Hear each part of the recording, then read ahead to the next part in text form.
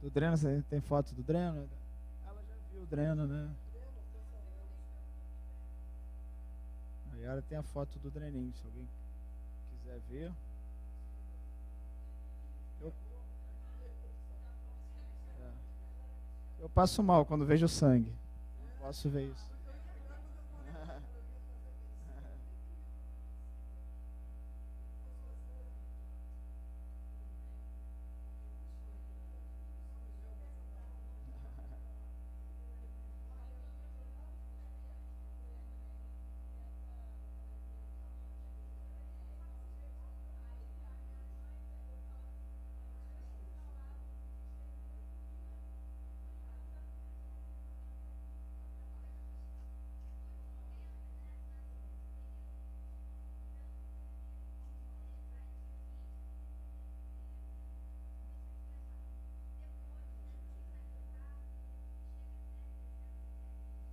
Não, no pós-operatório imediato, a gente imagina, a gente calcula uma estimativa que o seu estômago esteja em torno de 50 ml, um pouquinho menos, um pouquinho mais.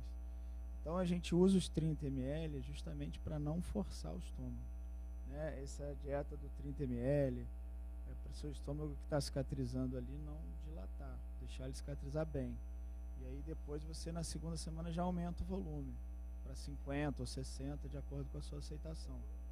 Deixa de coar, né? E o estômago, conforme vai passando pós-operatório, você vai reintroduzindo, né, os alimentos em quantidade, em qualidade, ele vai se dilatando. E, em média, isso chega em torno de 300, os pacientes um pouquinho a mais, 320, 350, outros 280, a gente não vê passar muito disso. Isso mais ou menos ali em torno do 5º, 6º mês de pós-operatório. Se você está com 2, 3 meses de operado, você vai no restaurante Aquilos, geralmente come 150, 180 gramas.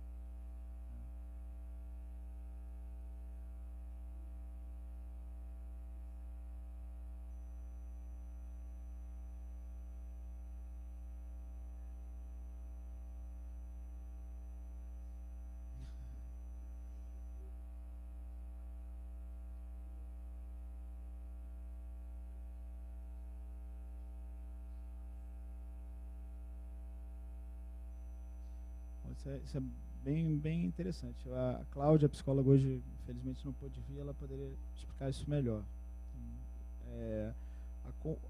A visita, um dos motivos da visita no pré-operatório com a psicóloga é para detectar, entre outras coisas, traços, né, da compulsão, que é um transtorno alimentar.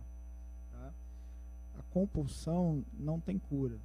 A compulsão tem que ter controle. Geralmente o trabalho do psiquiatra junto com a psicóloga é você desviar a sua compulsão para alguma coisa boa, né?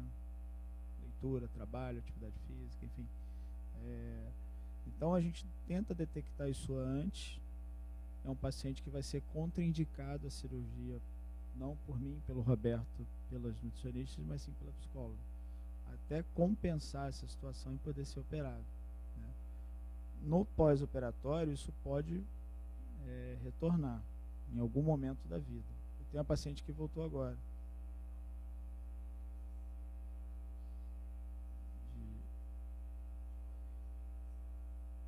Olha, a gente nunca teve, né, um paciente que com compulsão que tenha...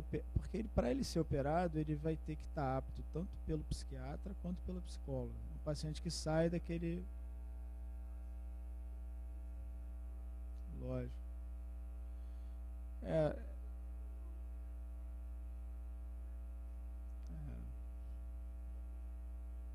Aí não é minha especialidade. Acho que, né? acho que tem característica diferente aí. Tem muita gente que acha que é compulsivo e não é.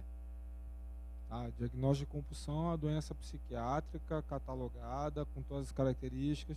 E muita gente, não, eu como compulsivamente, na verdade é uma forma de se falar compulsivamente, mas não tem a característica da doença.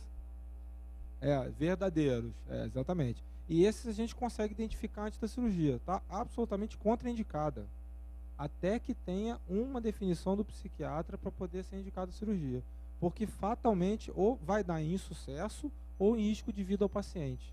Então, sendo risco de vida, não pode ser operado. No primeiro... A gente tem que, infelizmente, dizer não. Nos primeiros 15 dias, por exemplo, o paciente compulsivo, vamos supor que ele foi operado, né, em vigência de compulsão alimentar.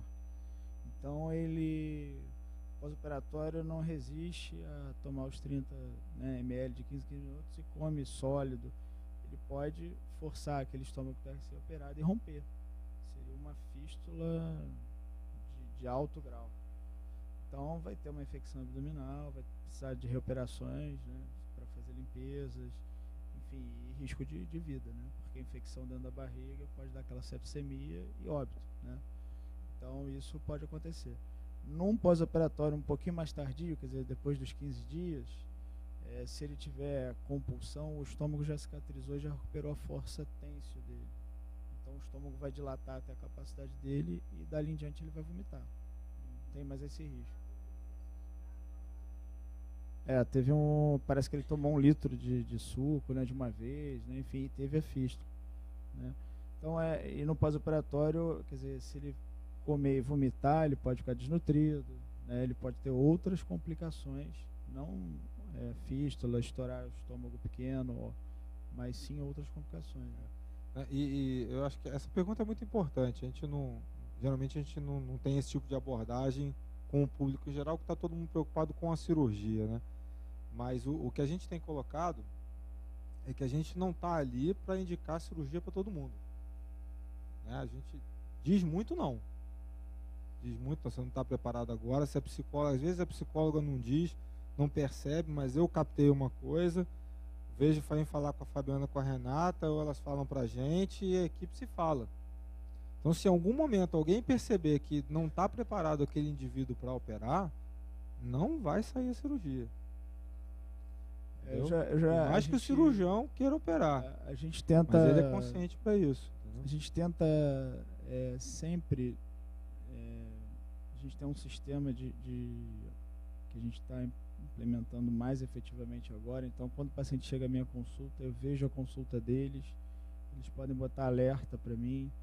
Quer dizer, às vezes o paciente chega, ele não está liberado para cirurgia, ele chega para falar mal da psicóloga. Doutor Michel, isso é frequente. Pode ir em outra psicóloga, como se a ida à psicóloga é para pegar um papel para o convênio autorizar a cirurgia. Não, eu vou na psicóloga para pegar um laudo, né? E isso eu já escutei de pacientes meus, né? E a gente tenta conscientizar que não é isso, né? Então, quando ela contraindica, pede mais uma consulta, pede um parecer do psiquiatra, às vezes o Roberto já deu laudo, a Fabiana já deu laudo, e só falta o tal laudo da psicóloga que ela não quer me dar porque ela não gostou de mim, né? Tá de mal comigo, quer atrasar minha cirurgia, né? Enfim, e isso acontece com uma certa frequência, né? Então, eu como cirurgião, o Roberto acho que ainda trabalha com outros cirurgiões, né? Enfim, eu particularmente, eu respeito muito a opinião deles. Eu nunca operei um paciente contra a vontade deles, né? Verdade. E o que a gente tem combinado agora, até através desse... a gente atende na Barra, Botafogo, todos os sistemas estão interligados. Então, se eu atender um paciente que por acaso foi a psicóloga e ela contraindicou, ninguém mais vai emitir laudo, para não haver isso, né? Achar que só a psicóloga que não foi com a cara dele, né? E só para completar o que você tinha perguntado, não existe número no Brasil em relação ao sucesso desses pacientes que vêm a ser operados. Do que eu lembro também, nenhum trabalho foi feito no exterior sobre isso. Vou até ver, depois até te falo se tiver realmente.